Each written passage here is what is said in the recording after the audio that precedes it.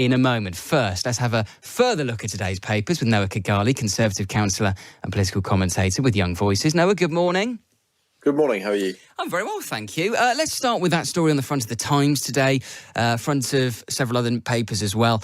Proposals to send asylum seekers to Ascension Island in the South Atlantic if the Rwanda plan fails. What do you make of that, Noah? I mean, probably the best way to put it is treading water, I suppose. It's showing that the government is being proactive in, planning for all outcomes here. It hasn't been enormously successful so far. So I think it just wants to make clear to voters that it is trying to cover all its bases. But fundamentally, this wouldn't really solve the problem. Even if we could get around all the logistical challenges, Ascension Island, they've still made clear would be a temporary solution. And even beyond that, they would then still need to find a way to get migrants that they move to Ascension Island to somewhere else. It wouldn't be the permanent destination. So, especially from a cost perspective, this feels like, it's quite far from what would be an ideal situation for the government. Yeah, and it's interesting that the government's obviously looking at potential contingencies if the Supreme Court finds the Rwanda plan unlawful. Worth saying the government is pretty confident that the Supreme Court will find in their favour, but I suppose they would say that. It's interesting, the government understood to be in negotiations with at least 5 other countries over the prospect of striking a similar deal to the Rwanda one. Under Boris Johnson, Foreign Office were in talks with 6 countries, believed to include Ghana, Morocco and Niger. I mean, given what's happening in Niger at the moment, Noah, you couldn't send them there, surely. And I think this really hits on the issue with this policy. I must say, look, personally, I'm not a fan of it because you're going to run into this kind of issue. It's designed to make people uncomfortable, and that's the entire point. But as a result of making people uncomfortable, you're going to run into issues like people turning around and going, well, is this a safe country or not? It's kind of part and parcel of sending people places that, to in their minds, hopefully migrants, that these places sound like somewhere they don't want to go, and that's why you end up in this situation where it's come out that Niger was an option, and there is a risk that this happens over and over again, because it needs to be part of their policy that it makes people uncomfortable, but part and parcel of that is that they may not necessarily be safe. And it's difficult for the government because although they want to talk about it because they see it as a very salient issue for voters, the more you talk about it, the more you also draw attention to the fact that they haven't been successful so far in reducing the overall number of small boat crossings. I mean, just saying in the Times this morning, they've got to clear about 2,800 asylum cases a week in order to clear the backlog by the end of the year. I mean, that's the difficulty for Rishi Sunak. If you keep talking about this all the time, then you're drawing attention to the government's inability so far to fully deal with the issue. And I think this is a problem across most of politics now. And this isn't a partisan issue, but we've ended up in situations with healthcare, with the education system, and now with this, where we're constantly putting out fires, but we're not dealing with the root cause of the problem. And in the UK, we need to have a serious adult conversation without any scaremongering about what we need from our immigration system and what is there already. And that's the only way that in the long term we solve this. Because at the moment, the plan seems to be, well, we're going to try and solve the backlog problems and just fail to send everybody else abroad. And that's not a long-term solution. But, the Labour Party aren't really suggesting anything different. They're just saying we'll do it better. But that's also not a solution because there's no actual plan there. And we're in this situation across politics at the moment. And, I really do hope that at some point, we can start having a proper conversation about immigration because we're really not doing that yet. Front page of The Guardian this morning carries the headline, MPs defy anger over second jobs with outside earnings of £10 million. They're talking about, a whole range of MPs, but they highlight people like Jacob Rees-Mogg, who's paid about £29,000 a month to host a programme for GB News. Of course, there are Labour MPs who host radio shows as well. Do you think there's an issue here, Noah, with MPs having second jobs? I mean, it's not a new thing. MPs have had jobs for generations. Does it bother you? Look, to be honest, as a story, I think this is, pretty much a non-story. Boris Johnson makes up half of that number. So in reality, for most MPs that aren't named Boris Johnson, it's, about 5 million. Which is still a lot of money, but unless you already believe that MPs shouldn't have second jobs, this story will, not raise much interest for you. And fundamentally, I don't think that as long as nobody in government is also raking in the cash, during their workday, and there are very strict conflict of interest checks, I don't think it's, the end of the world. But it requires our politicians to also be sensible. And there have been cases in the past where, MPs should have turned around for a moment and thought, well, if this comes out in the newspaper, do I look good or bad? And for some people, this will probably give a bit more thought to that, because quite often things do come out and they look bad, and it should have been entirely predictable.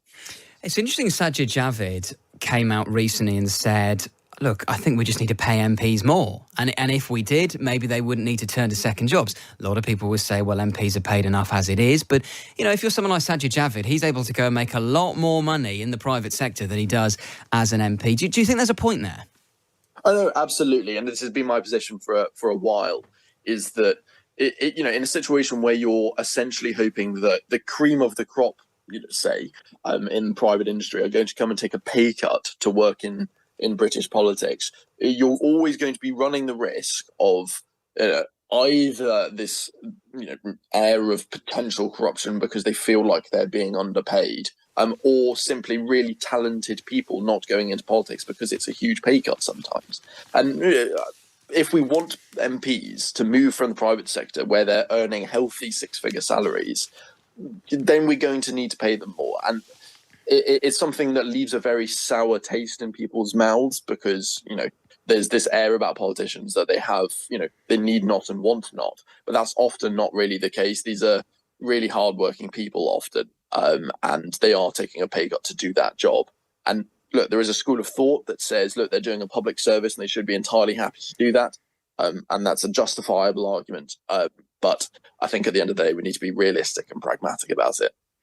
Interesting story on page 19 of the Times this morning. Demand for low and no alcohol drinks is on the rise.